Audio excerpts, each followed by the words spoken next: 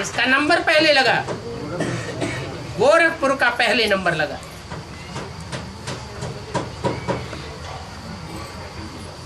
तो जिनका नंबर लगा है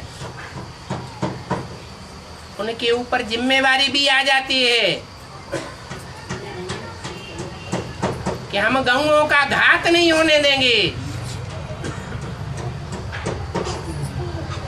गऊओं की जी जान से सुरक्षा करेंगे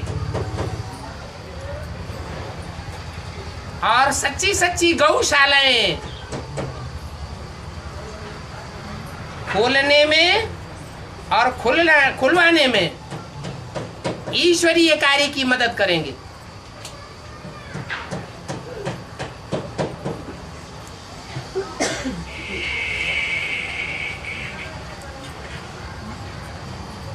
उन्होंने तो भक्ति मार्ग में गौपाल कन्हैया दिखाई दिया है। वास्तव में गौओं की रक्षा राम और कृष्ण की आत्माएं नहीं करती हैं। जो गीता का असली भगवान है निराकार शिव शंकर भोलेनाथ, वो शिव ही आकर के राम कृष्ण और उन जैसी आत्माओं के द्वारा गऊओं की रक्षा का कार्य करवाता है।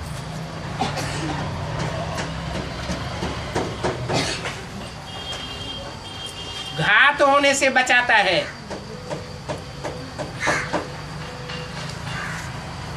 ये दुनिया का बड़े से बड़ा पाप माना जाता है। क्या है? ओए पाप गौघात समाना, इससे बड़ा पाप और कोई होता नहीं है। अब अपने अपने दिल में पूछें कि यहाँ गऊओं की हत्या करने वाले मुसलमान कितने बने बैठे हैं।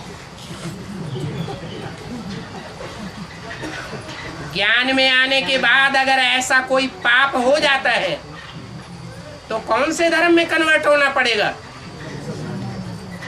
है? कौन से धर्म वाले हैं जो गऊओं को काटते हैं? मुसलमान धर्म के लोग हैं जो गऊओं की हत्या कर देते हैं।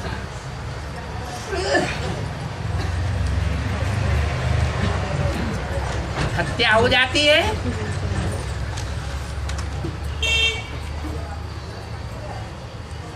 तो गौ को अंत समय का वो नजारा ही याद आता रहता है। अंत मते सो गते हो जाती है। असली गऊ है कन्या। कन्या के ऊपर जिस पहले पुरुष की छाप पड़ती है वो जीवन भर भूलता नहीं है।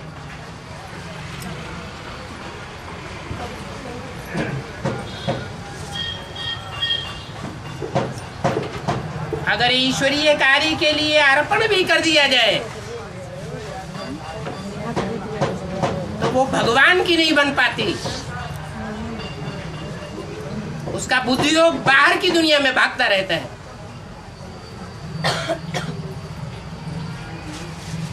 कितना बड़ा पाप हो गया।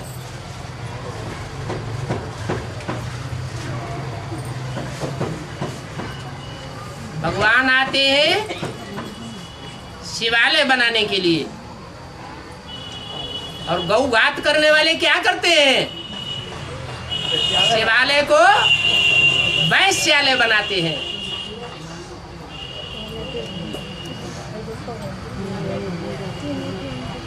और ये जो दो कलाएं त्रेता में कौन सी कलाएं हैं? जो चंद्रमा की कलाएं कम होती हैं वो कौन सी कलाएं हैं? अलग अलग कलाएं हैं। यह चंद्रमा की रोशनी है। चंद्रमा की रोशनी है, रोशनी का मेजरमेंट है। आत्मा की रोशनी का मेजरमेंट है 16 कला संपूर्ण। कृष्ण की आत्मा अर्थात ब्रह्मा की आत्मा, दूसरे शब्दों में कहें चंद्रमा की आत्मा। जब कलाहीन हो जाती है तो अमावस्या कही जाती है। क्या? अमावस्या। अम्मा बसी आए के दिल में। किसके दिल में? कृष्ण के दिल में अम्मा आए के बस गई। तो कृष्ण गीता का भगवान बन करके बैठ जाता है। धरणी की छाप पड़ जाती है। वैसे भी देखा जाता है, जब चंद्र ग्रहण पड़ता है तो एक तरफ चंद्रमा, बीच में पृथ्वी और दूसरी तरफ सूर्य। सूर्य की रोशनी पृथ्वी पर पड़ती है और पृथ्वी की परछाया चंद्रमा के ऊपर पड़ती है। वो ज्ञान चंद्रमा भी कन्याओं माताओं के परछावे में आ जाता है, भगवान के परछाए से निकल जाता है। पढ़ना चाहिए ज्ञान सूर्य का परछाया। वो धरणी के परछावे में आ जाता है और धरणीवासी फिर उल्टा ही समझते हैं, क्योंकि सृष्टि का पहला पत्ता अंधेरे में आ गया तो और पत्ते उजेले में रहेंगे क्या? सब अंधेरे में आ जाते हैं। धरणीवासी समझते हैं कि चंद्रमा पर ग्रहण लग गया।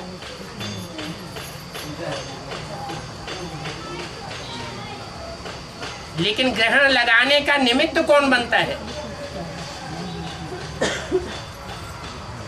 कौन बना? धरणी। वही कन्याएं माताएं जो अज्ञानी बन जाती हैं,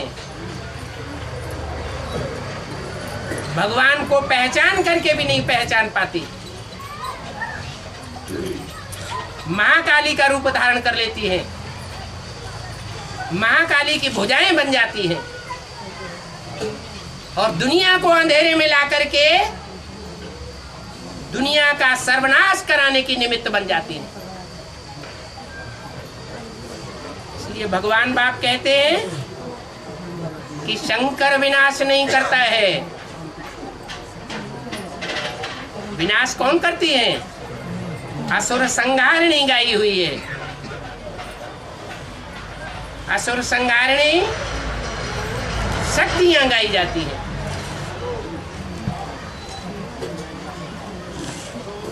वो असुर जो भगवान को नहीं पहचान पाते, देवियों की पूजा में मदमस्त हो जाते हैं। इतने मदमस्त हो जाते हैं कि अपने बाल बच्चों को भी दूध नहीं पिलाते। पत्नी बीवी बाल बच्चों की अवमानना करने लग पड़ते हैं और उनको मंदिर बना करके वस्त्र, नैवेद्य, घी दूध से अर्पण अर्चना करते रहते हैं।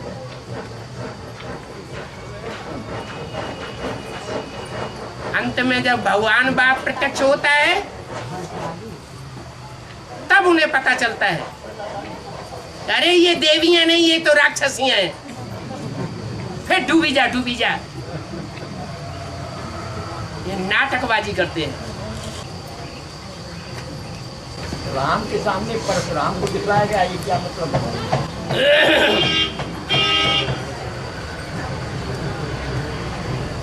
भक्ति मार्ग में भगवान को सर्वव्यापी समझ लिए।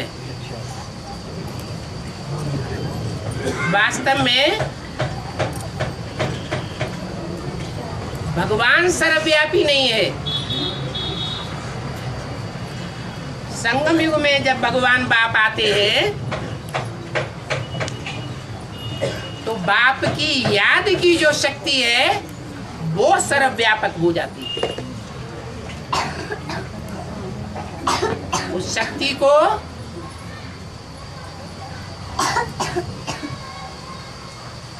जो ब्राह्मण पक्के हैं, सूर्यवंशी बनने वाले हैं, वो 16 कला संपूर्ण ग्रहण कर लेते हैं। जो थोड़े कच्चे रह जाते हैं, फेलियर हो जाते हैं, 33% मार्क से नीचे आ जाते हैं, वो 14 कला चंद्रवंशी कहे जाते हैं।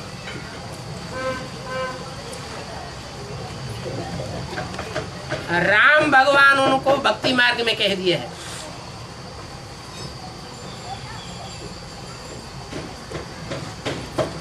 कोई भगवान ऐसे भी हैं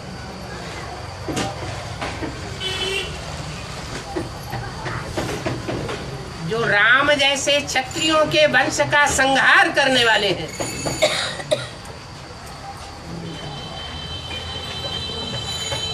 वो 4 कलाओं को क्रॉस करने वाले हैं। उनमें अव्वल नंबर नाम है परशुराम का।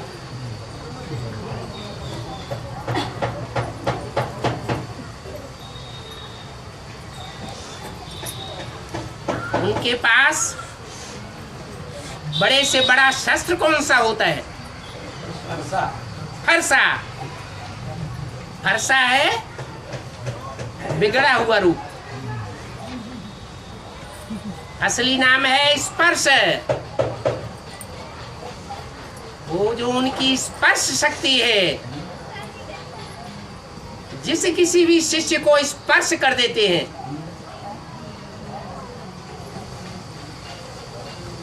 वो अपूर्व शक्ति वाला बन जाता है।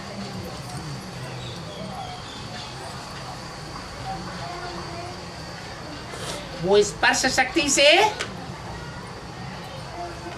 जब क्रोध में आते हैं तो 14 कला जो क्षत्रिय वंश वाले थे, जिन्होंने 14 कला का पार्ट बजाया था,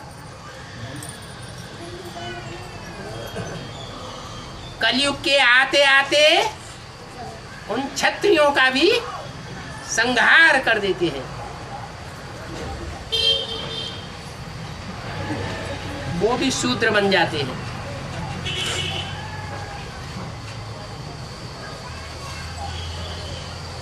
वास्तव में भगवान तो कलातीत होता है। 4 कलाओं में, 14 कलाओं में या नारायण की 16 कलाओं में बंधा हुआ भगवान नहीं है। वो तो सब देवताएं हैं।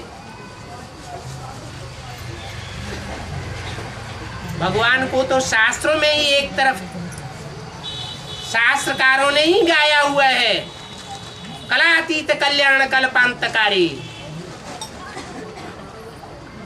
कलाओं से परे है, कलातीत है। सारी सृष्टि का, मनुष्य मात्र का ही नहीं, प्राणी मात्र का कल्याणकारी है। पुराने कल्प का अंत करने वाला है। ये कार्य भगवान के सिवाय कोई कर ही नहीं सकता।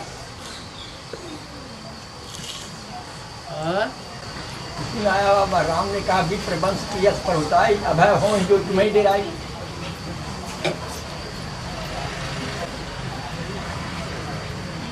एक बार फिर बोलो। विप्र वंश की यश प्रभुताई, हाँ, अभय हो जो तुम्हें डेराई। राम ने कहा परशुराम। हाँ, अभय वो हो सकता है जो विप्र वंश की यश प्रभुताई। हाँ, विप्र माने ब्राह्मण। ब्राह्मण वंश की यही प्रभुताई है जो अभय हो जो कौन हो? तुम्हें डेराई। हाँ, जो तुम्हें डराई, माने जो तुमसे डरे। हाँ, तुमसे डरे का मतलब क्या हुआ? स्पर्श ना करने पाए।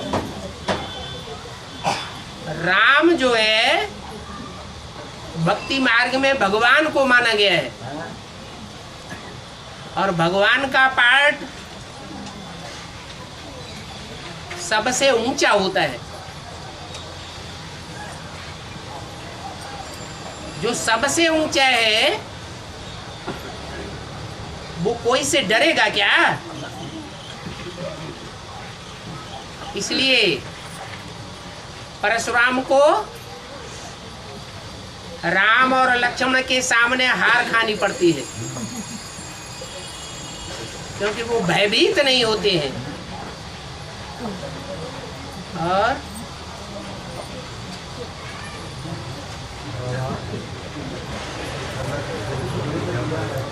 जोर से बोलो। मुरली में लिखा है कि रचना है ब्रह्मा बड़ी माँ। रचना है बड़ी माँ। ब्रह्मा बड़ी माँ। हाँ जी, ब्रह्मा कहो बड़ी माँ कहो, बात एक ही है। रचना को समझा नहीं सकती है। रचना को नहीं समझा सकती है। समझा नहीं सकती है। समझाने वाला टीचर बाप है। और दूसरी रचना है शिव बाबा। है। दूसरी रचना है शिव बाबा। दूसरी रचना है शिव बाबा। शिव बाबा रचयिता है कि रचना है? ये कहाँ से लिख लिया है? चलो, एक वयोवृद्ध पूछ रहे हैं शास्त्रों से प्रश्न, और दूसरा वयोवृद्ध पूछ रहा है मुरली से प्रश्न, और मुरली भी झूठी कर दी।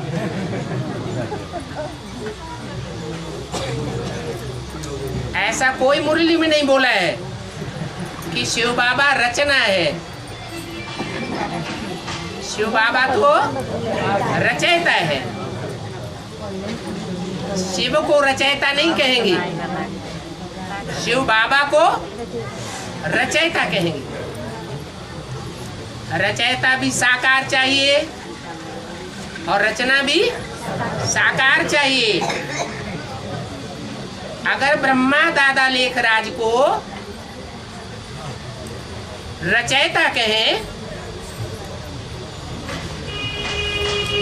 तो वो अपनी रचना कोई भी ब्रह्मा कुमार कुमारी को समझा सकता है, लेकिन ब्रह्मा तो रचयिता नहीं है। ब्रह्मा का अर्थ ही क्या है? बड़ी माँ। इससे साबित होता है कि कोई बड़ा बाप है या नहीं है? है? तो जो बड़ा बाप है वो ही रचयिता हो गया। जैसे भक्ति मार्ग में कहते हैं जय माता दी, सारी रात नारा लगाते हैं जय माता दी जय माता दी। उनकी बुद्धि में है कि माता के पीछे कोई पिता भी बैठा हुआ है।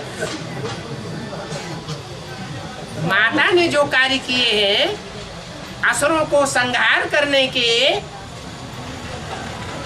उस कार्य को कराने वाला, प्रेरणा देने वाला कोई बाप माँ से भी ऊपर बैठा हुआ है।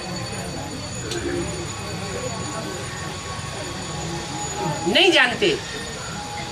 ऐसे ही जो ब्राह्मण ब्रह्मा को ही रचयिता मानते हैं, वास्तव में ब्रह्मा रचयिता नहीं है। इसलिए मुरली में बोला है ब्रह्मा का बाप कौन? तो पूछने वाला जानता है तब तो पूछ रहा है। माने ब्रह्मा का भी कोई बाप है। और मुरलियों से साबित होता है कि ब्रह्मा को भी अपने साक्षात्कारों का अर्थ पता ही नहीं था। इस ज्ञान का उनको पता नहीं था। कोई ने उनके बुद्धि रूपी धरणी में ये बीज डाला ज्ञान का कि इन साक्षात्कारों का क्या अर्थ हुआ। वो ही रचयिता हुआ। अगर ब्रह्मा रचयिता होता तो जगदम्बा में प्रवेश करके जो ब्रह्मा जगदम्बा का पार्ट बजाता है, जिस जगदम्बा की पूजा होती है, वो जगदम्बा को सही पढ़ाई पढ़ाएगा या गलत पढ़ाई पढ़ाएगा? है सही पढ़ाई पढ़ाएगा। जगदम्बा तो महाकाली का पाठ बजाने लग पड़ती है और उसके मस्तक पर चंद्रमा दिखाया जाता है। तो सही पढ़ाई पढ़ाई चंद्रमा ने उसके मस्तक में प्रवेश होकर के यह सृष्टि के संहार की पढ़ाई पढ़ाई। उस संहार के कार्य से असुर संहारिणी नारी से लक्ष्मी बनती है या उस लक्ष्य को गंवाए बैठती है? क्या होता है? अपने पद को गंवाए देती है। तो ब्रह्मा दुनिया का सबसे बड़ा देहधारी धर्मगुरु साबित होता है।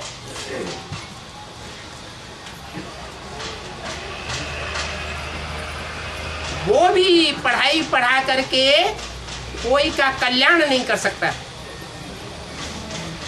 क्योंकि ब्रह्मा रचयिता नहीं है, ब्रह्मा भी रचना है और रचना का कल्याण नहीं कर सकती।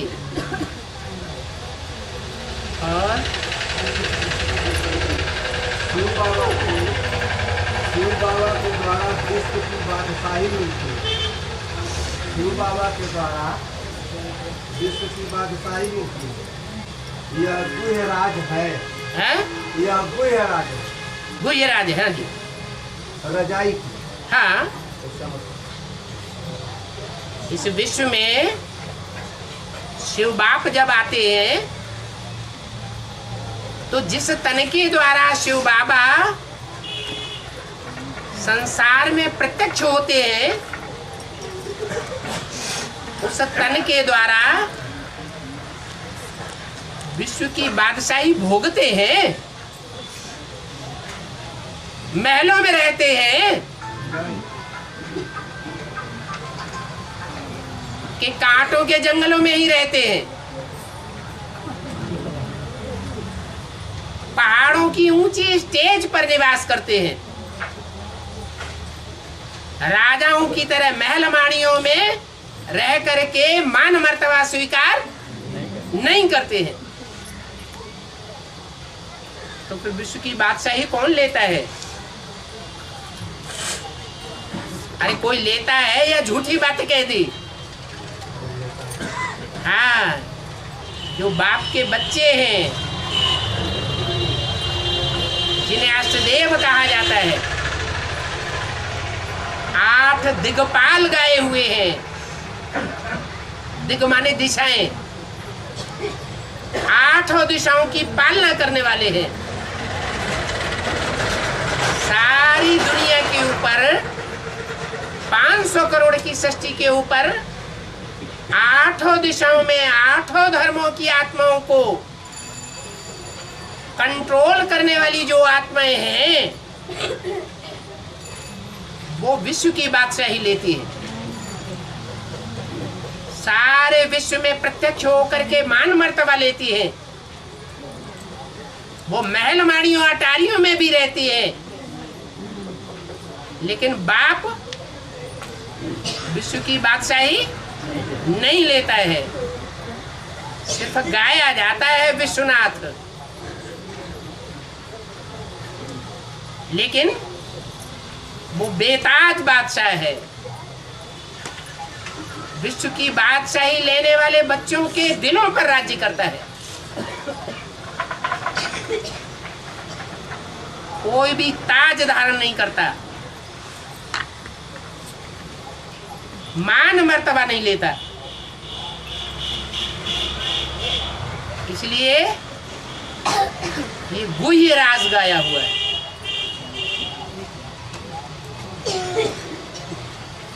गुह्यात् गुह्यतरम ज्ञानम। गुह्य ज्ञान है बेसिक नॉलेज। दुनिया का जो शास्त्रों का ज्ञान है उसको गुह्य ज्ञान नहीं कहेंगे। तो शास्त्रों के ज्ञान को मुरली में क्लियर किया गया है। बेसिकली वो गुह्य ज्ञान है, परंतु उससे भी गुह्य ज्ञान निकल पड़ता है। उसे कहते हैं गुह्यात गुह्यतरम, गुह्य से गुह्य राज समझाता हूं। वो हुआ एडवांस नॉलेज। तो जो गुह्य ज्ञान लेते हैं सिर्फ, वो मान मर्तबा भोगने लग पड़ते हैं। अभी प्रैक्टिकली भोग रहे हैं। और जो गुह्य ते गुह्य राज को समझने वाले हैं, वो पक्के ब्राह्मण मान मर्तबा भोगने में नहीं लगे रहते। वो मान मर्तबे से अपने को दूर रखते हैं। बाप ओबीडेंट सर्वेंट बनकर के प्रैक्टिकल में आया हुआ है, तो बच्चे भी क्या होने चाहिए, है ओबीडेंट सर्वेंट ही बनकर के रहना चाहिए। ब्राह्मणों को कोई भी प्रकार की राजाई नहीं लेनी है। राजाई माने कंट्रोलिंग पावर, दूसरों के ऊपर हुक्म नहीं चलाना है। जो यहाँ हुक्म चला लेंगे, राजाई भोग लेंगे, उनकी राजाई वहां कम हो जाएगी। और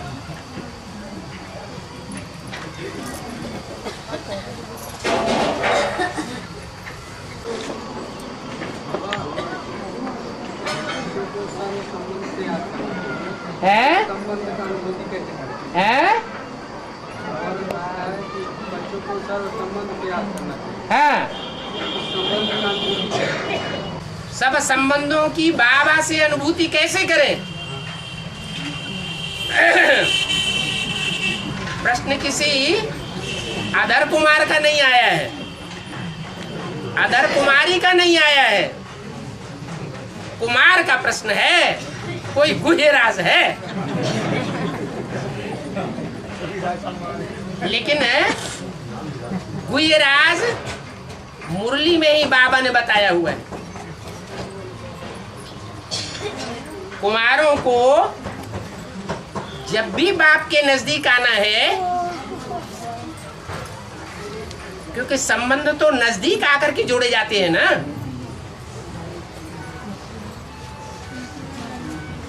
संबंध का अर्थ ही है सम माने संपूर्ण, बंधन माने बंधन, संपूर्ण बंधन। और उन संबंधों में जो मुख्य संबंध है, जो कुमारों को बहुत तंग करता है,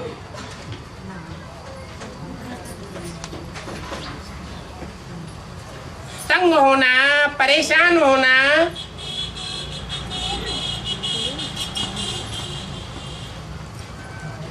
ये परचिंतन से आता है या स्वचिंतन से आता है? पर चिंतन था। पर है शरीर और स्व है आत्मा। कुमार देह के चिंतन में ज्यादा रहते हैं, इसलिए दुनिया के जो बड़े बड़े विचारक हैं, उन्होंने ये बात बोल दी है कि कुमारों की एक चिंता और अधर कुमारों की 9,999 चिंताएं एक पलड़े में रखी दी जाएं, बराबर नहीं होंगी। कुमार की एक चिंता भारी हो जाएगी, माथा ही खराब कर देती है। इस माथा खराब करने का रिजल्ट ये होता है कि इस ज्ञान में अधर कुमार भी चलते हैं, कुमारियां भी चलती हैं, अधर कुमारियां भी चलती हैं। चलते चलते ज्यादा माया हप किसको करती है? है? कुमारों को बहुत पकड़ती है। कारण क्या है? कारण है एक, जो तंग होते हैं, परेशान होते हैं, वो तभी परेशान होते हैं जब स्वस्थिति की शान में नहीं रहते। मैं आत्मा हूं, मैं स्त्री या पुरुष नहीं हूं। क्या हूं? आत्मा हूं। और जब कुमार आत्मा है तो वायुमंडल के अनुसार, व्यक्तियों के अनुसार, वातावरण के अनुसार आत्मा अपने को मोल्ड कर सकती है या नहीं कर सकती है? कर सकती है।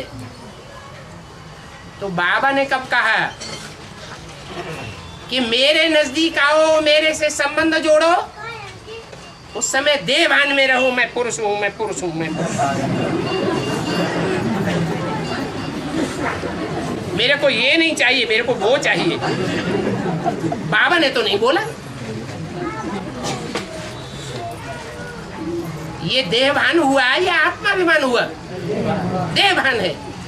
देवभान में रह करके अगर बाप से मिलन मेला मनावेंगे तो तंग होंगे, परेशान होंगे, या परेशानी दूर होगी? तंग होते रहेंगे। तंग होते होते दिमाग में ये संकल्प चलते हैं कि बाबा की तो बेहद की गृहस्थी है, बाबा की तो तृप्ति हो जाती है।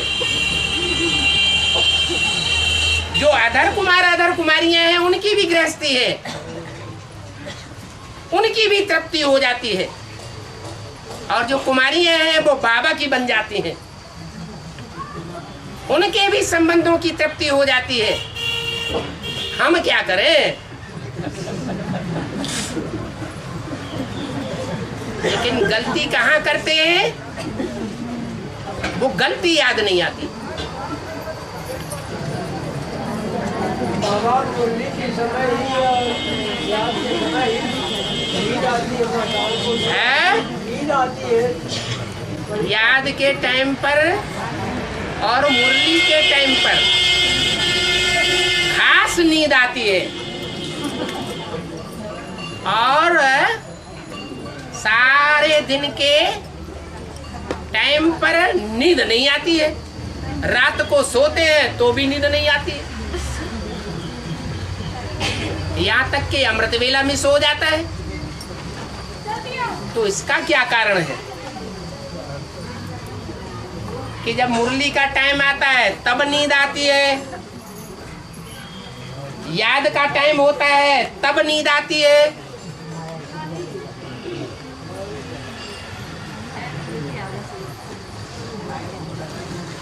इसका कारण है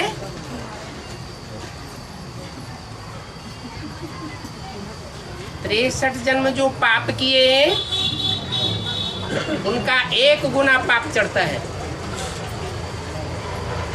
और ब्राह्मण जीवन में आने के बाद, बाप को पहचानने के बाद,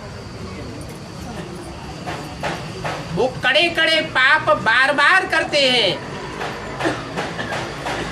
तो 100 गुना बोझ चढ़ते चढ़ते बुद्धि जाम हो जाती है। और जब बुद्धि जाम हो जाती है, आत्मा कमजोर हो जाती है, तो दूसरे दूसरे धर्म की जो आत्माएं हैं, जो ब्राह्मणों की दुनिया में कमजोर ब्राह्मण बन करके शरीर छोड़ रही है, वो आत्माएं प्रवेश करती है आत्मिक स्थिति में न रहने वालों के ऊपर और उनको अपने अधिकार में कर लेती है। वो न खुद ज्ञान सुनना चाहती है और न दूसरों को सुनने देना चाहती है। इसलिए वो कुंभकर्णों का हुजूम है। ये भारतवासी कुंभकर्ण हैं। जो न खुद ज्ञान सुनते हैं और न बाबा के बच्चों को ज्ञान सुनने देते हैं। इसलिए जिनको ज्यादा नींद आती है उनके लिए बाबा ने एक दवाई बताई है, वो कई बार सुनी भी होगी। एक ड्रापर में सरसों का तेल डाल के रखो जेब में, और जैसे ही नींद आए आधा बूंद लिया, एक आंख में लगा दिया, आधा पौना घंटा तक उसका असर रहेगा, नींद नहीं आएगी। आधा पौना घंटे के बाद जब दोबारा नींद आए तो दूसरी आंख में आधा बूंद लगा दो। हाँ जी, है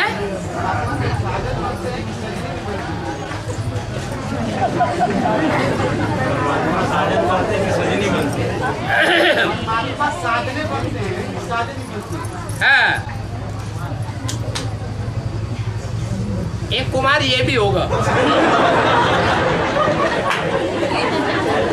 बड़ी भारी समस्या है। इस समस्या के कारण न दुनिया में टिक पाते हैं, न बीके में टिक पाते हैं, न पीवीके में टिक पाते हैं। समस्या ये है कि भगवान आता है तो भगवान आने के बाद सब संबंध जोड़ता है, घोषणा करता है कि बच्चे मेरे साथ सब संबंध जोड़ लेने चाहिए। इस संगम युग में अगर कोई संबंध में अतृप्ति रह जाएगी तो 63 जन्म वो अतृप्ति में खाली खाली रहेंगे, बड़े पूरे नहीं रहेंगे। तो कुमारों की ये समस्या होती है कि बाबा आता है संगम युग की दुनिया में तो हम तो कुमार हैं, कुमारी तो है नहीं। अच्छी तरह देखते हैं, हाँ कुमारी है, कुमारी नहीं है, कुमारी है। और बाबा तो ऊपर से आया ना, तो जो ऊपर से आने वाला है वो आत्मा है या शरीर है? इतना तो जानते हैं, क्या है? आत्मा। और आत्मा जो ऊपर से आने वाली आत्मा है वो कभी भी शरीर नहीं बनती है, देहधारी नहीं बनती है। अगर किसी शरीर में प्रवेश भी करती है तो भी आत्मा बन करके रहती है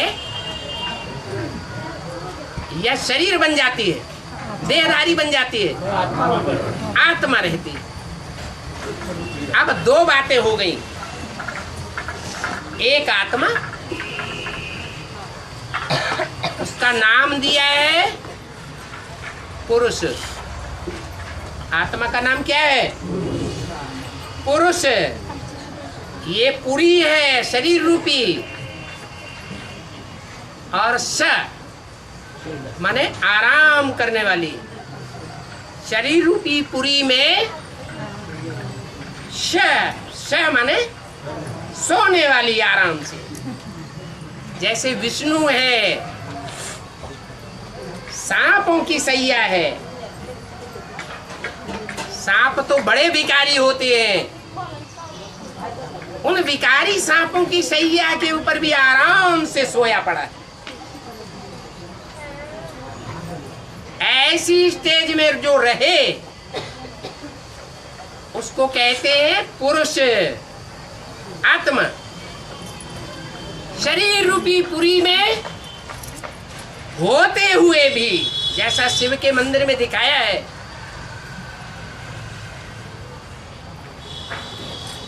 पार्वती का शरीर दिखाया है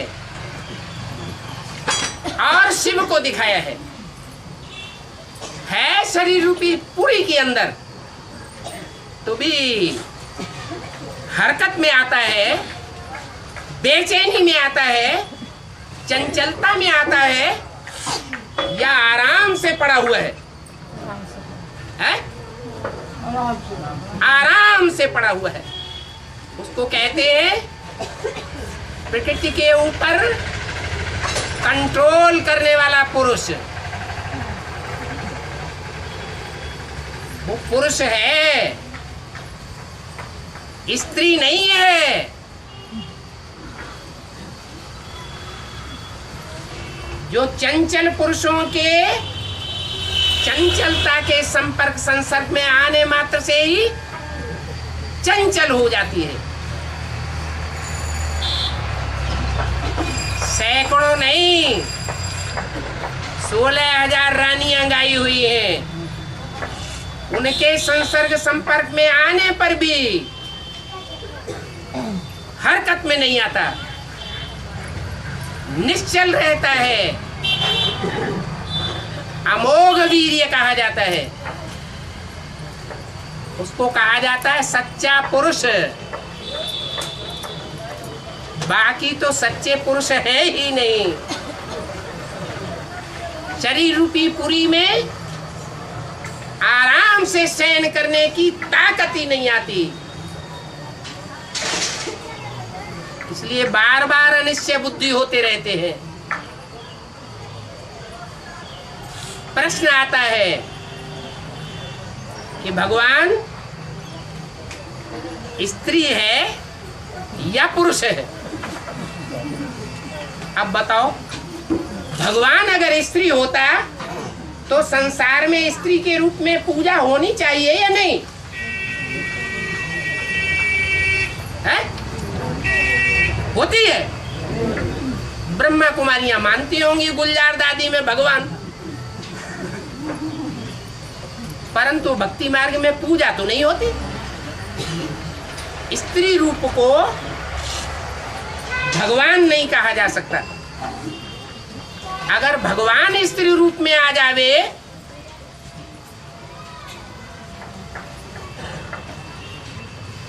तो क्या होगा? जितने भी दुर्योधन दुशासन पुरुष हैं, उसे स्त्री को प्रदूषित कर देंगे या प्रदूषण से मुक्त रखेंगे? प्रदूषित कर देंगे।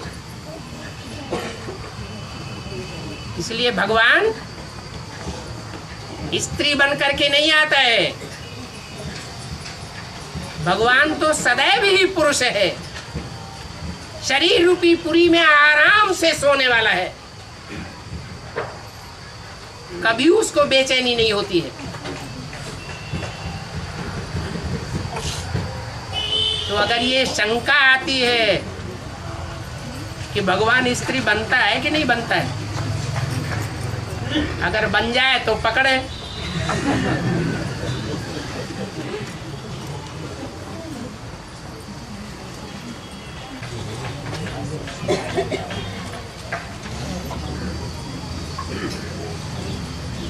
बाबा, हाँ जी, बाबा ने बोला है कि नारायण आने की किसने बना दिया। हाँ और एक मुस्लिम बाबा ने ये भी बोला है कि इंद्र देवता की पूजा नहीं होती। हाँ, और इसका मतलब बाबा जो कुमार और इसका मतलब जो कुमार भाई है हाँ, वो नर से नारायण अगर बन जाए तो पूजनीय देवता नहीं बन सकता। नर से नारायण भी नहीं बन सकता, पूजनीय देवता भी नहीं बन सकता, कुमार नर से नारायण नहीं बन सकते।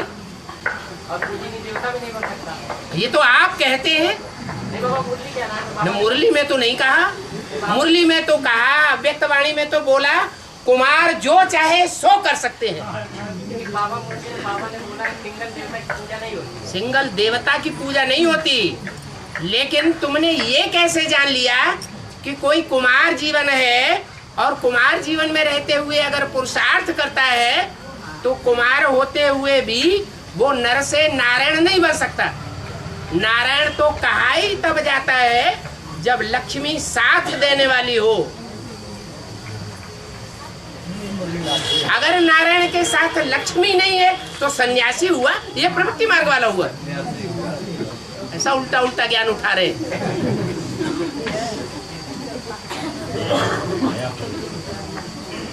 और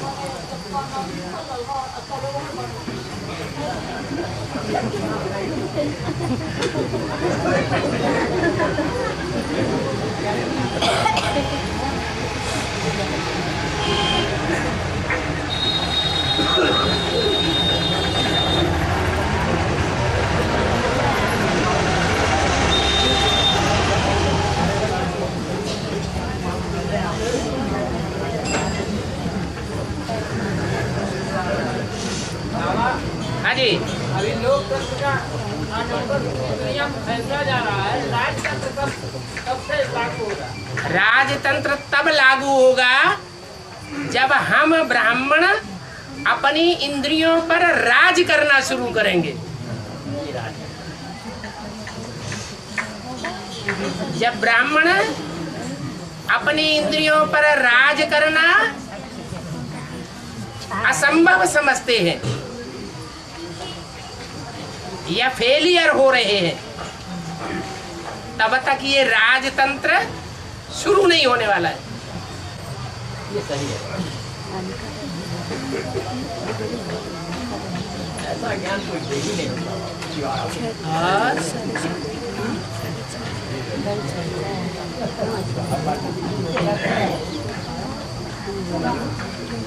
इसका कोई डेट टाइम होगा बाबा? है, इसका कोई डेट टाइम होगा? इसका डेट वही है जिस डेट को निश्चित कर दिया जाए। शिव जयंती की डेट कोई है या नहीं है? अरे जो पूछ रहे हैं उसका जवाब दो। शिव जयंती की डेट होती है? नहीं होती है। शिव का जन्म होता ही नहीं। शिव बच्चों के द्वारा प्रत्यक्ष होता है, बच्चे के द्वारा जन्म लेता है।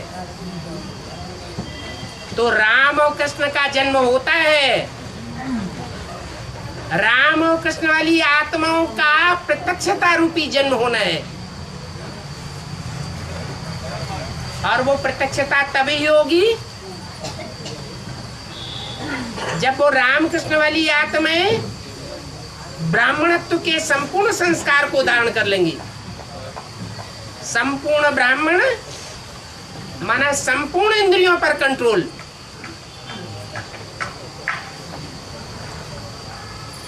प्रत्येक इंद्रिय पर पूरा कंट्रोल। यही प्रत्यक्षता की डेट हो जाएगी। और वो टाइम तो बाबा ने क्लियर कर दिया। कृष्ण जयंती बच्चे की जयंती, सो बाप की जयंती।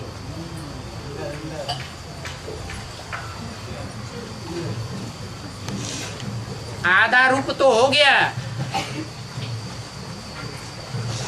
कृष्ण रूपी बच्चा जो पहला पत्ता है,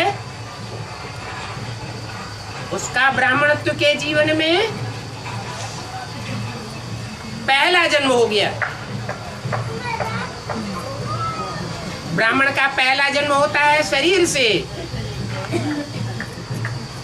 और दूसरा जन्म माना जाता है यज्ञोपवीत।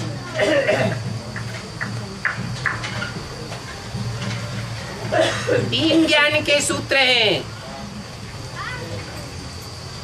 और तीनों का एक परम ब्रह्म में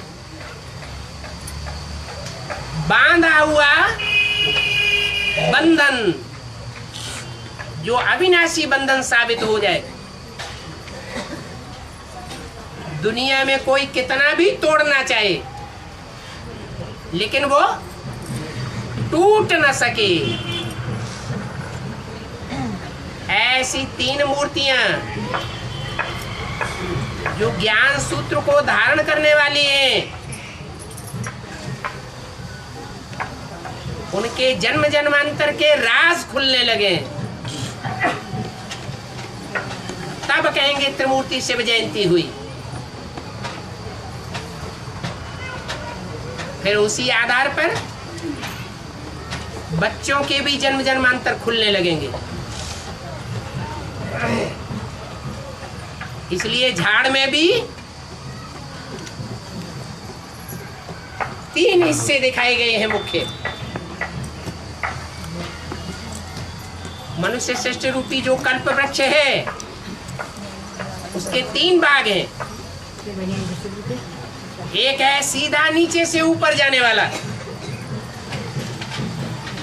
कभी भी दूसरी डालियों में कन्वर्ट न होने वाला, वो है सूर्यवंशी। ज्ञान सूर्य,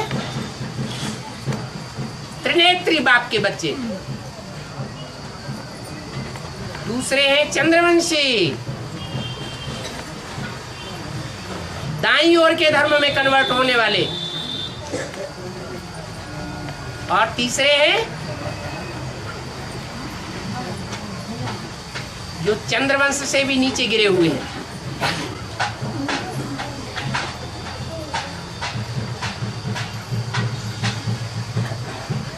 बाईं ओर के धर्म में कन्वर्ट हो जाते हैं, 3rd क्लास धर्म है।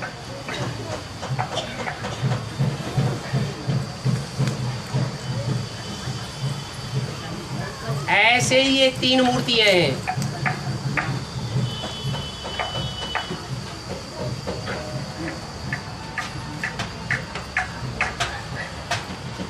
जो ब्रह्मा की गोद में पलने वाले हैं, ब्रह्मा से वरदान पाने वाले हैं, वो सब हैं आसुर जाति के, अभी भी पल रहे हैं।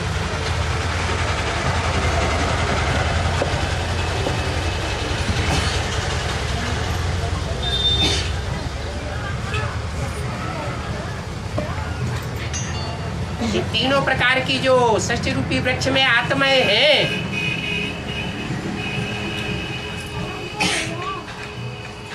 उनके 3 मुखिया हैं।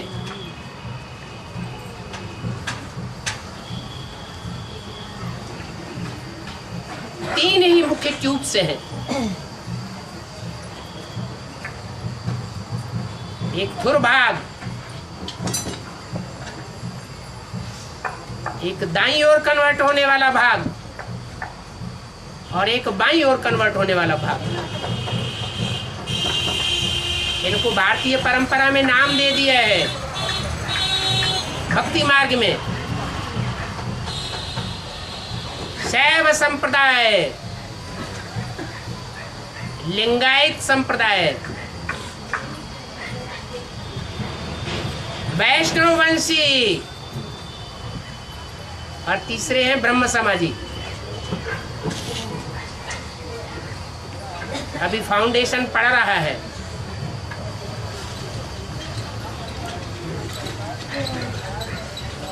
तीनों की साथ साथ प्रत्यक्षता होगी।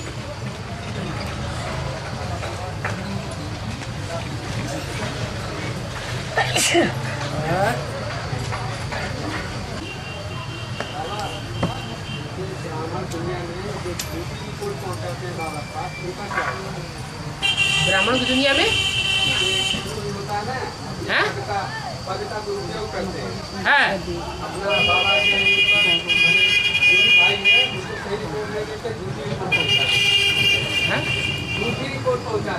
दूसरी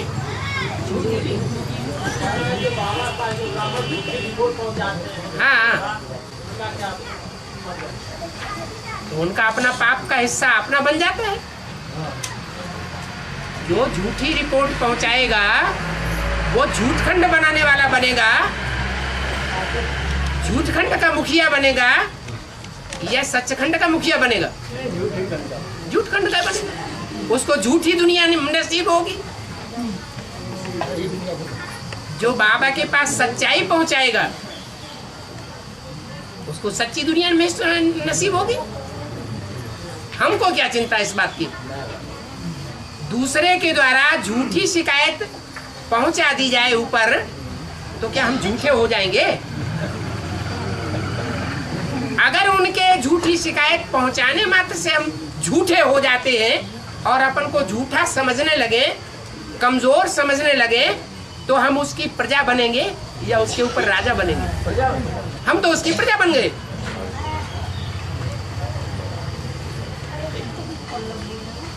अरे नशे में रहना चाहिए, परवाह थी पार ब्रह्म परमेश्वर की, वो हमको मिल गया तो औरों की हमको क्या परवाह।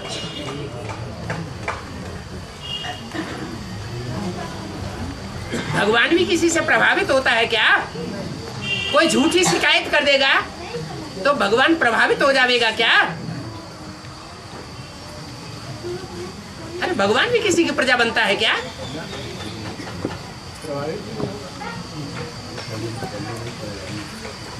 और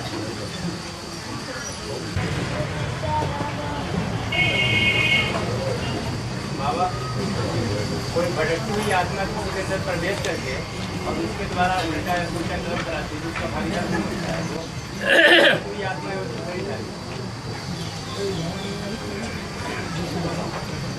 जो प्रेत आत्माएं प्रवेश कर रही है, भूत प्रेत प्रवेश करते हैं, वो सब में प्रवेश कर जाते हैं या कोई उनका अमुक घोड़े होते हैं उसी में प्रवेश करते हैं? है? जो उनका हिसाब किताब वाला आदमी होगा, पूर्व जन्म का हिसाब किताब जिसके साथ जुड़ा होगा उसी में प्रवेश करेंगे, दूसरे में तो प्रवेश नहीं कर सकते। तो वो आत्माएं अपने पूर्व जन्म का हिसाब किताब पूरा करने के लिए किसी कमजोर आत्मा में प्रवेश करते हैं। और ब्राह्मणों की दुनिया में अगर कोई कमजोर आत्मा बने और अपने को ब्राह्मण भी कहे तो ये तो अच्छी बात नहीं है। बाप ने तो हमको पहला पाठ ही पढ़ाया है, तुम क्या हो? है? आत्मा हो। और जब हम आत्मा बनने की प्रैक्टिस पक्की करेंगे, हम बिंदु बन गए तो सूक्ष्म शरीर बड़ा या बिंदु बड़ा? बिंदु बड़ा। बिंदु अति सूक्ष्म है, सूक्ष्म शरीर फिर भी बड़ा है। जो बड़ा और विस्तार वाला होता है उसमें ताकत कम होती है,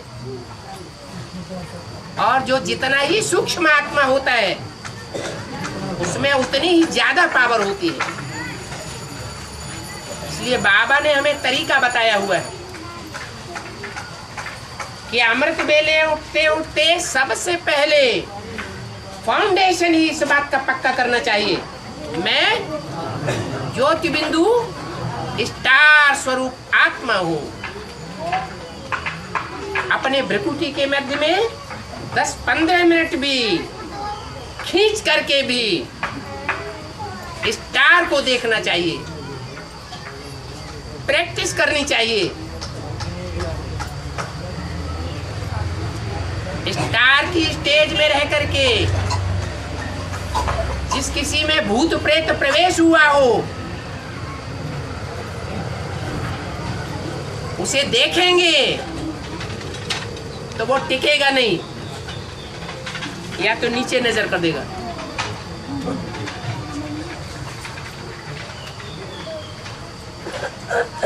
लोहे से लोहा काटा जाता है, विष से विष मारा जाता है। देह स्थूल है, स्थूल देह को जो त्यागने वाले हैं जबरियन, चाहे सुइसाइड करके त्यागते हैं, आपघात करके, और चाहे हत्या करके त्यागते हैं, वो आत्माएं देह अभिमानी होती है। निचाट देह अभिमानी कि आत्मा अभिमानी होती है, देह अभिमानी होती है। वो सूक्ष्म शरीर के बंधन में बंध जाती है। सूक्ष्म शरीर के बंधन में बंधने के कारण जल्दी आत्मिक स्टेज को प्राप्त नहीं कर सकते, और हम स्थूल देह के बंधन में बंधे हुए हैं। लेकिन हमें ज्ञान है, भगवान की पहचान है, हम ऐसे दुष्कर्म करने वाले ब्राह्मण नहीं हैं जो सूक्ष्म शरीर धारण करें।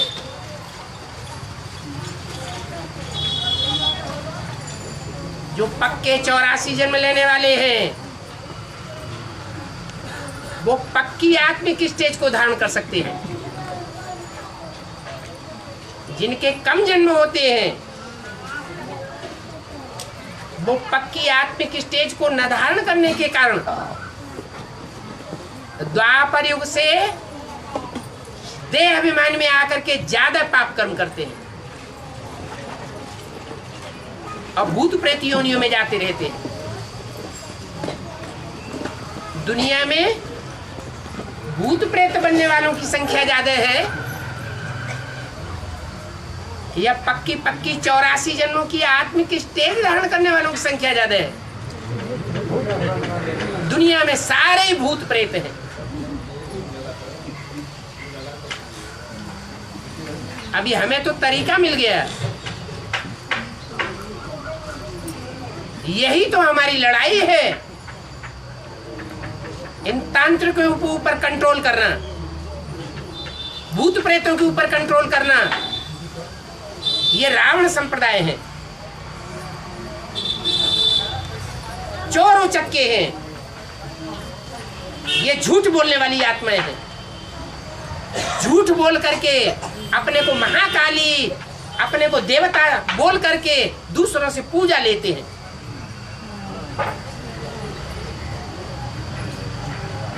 इनके प्रभाव में तो हमें कभी नहीं आना चाहिए।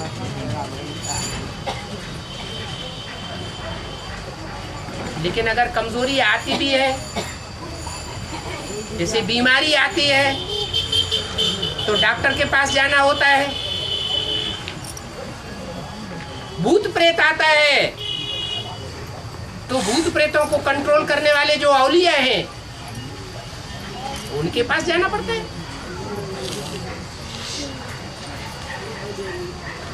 ऊंची चढ़ाई जब चढ़ते हैं पहाड़ पर तो कभी तूफान आने लगते हैं जोर जोर से, तो थोड़े समय के लिए नीचे उतरना पड़ता है कि नहीं?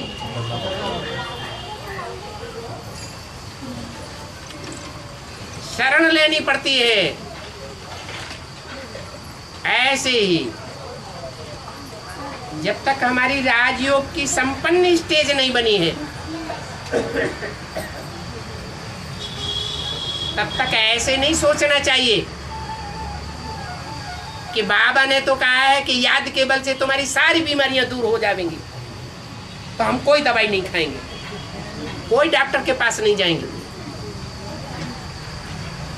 नहीं, अपनी स्थिति को देखना चाहिए कि हम किस स्टेज के पुरुषार्थी हैं। अहंकार नहीं आना चाहिए।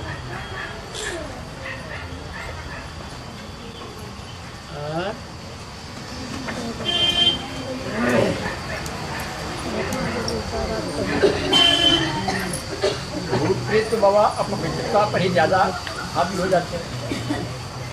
काम, क्रोध, लोभ, मोह, अहंकार, 5 विकारों के ऊपर जीत न पाने वाली आत्माएं ही तो भूत प्रेत बनती है। जो 5 विकारों के ऊपर जीत पा लेती है वो सूर्यवंशी देवता बनेंगे, पक्के 84 जन्म लेने वाले, या भूत प्रेत बनेंगे।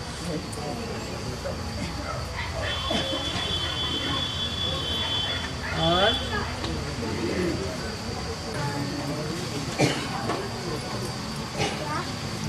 वो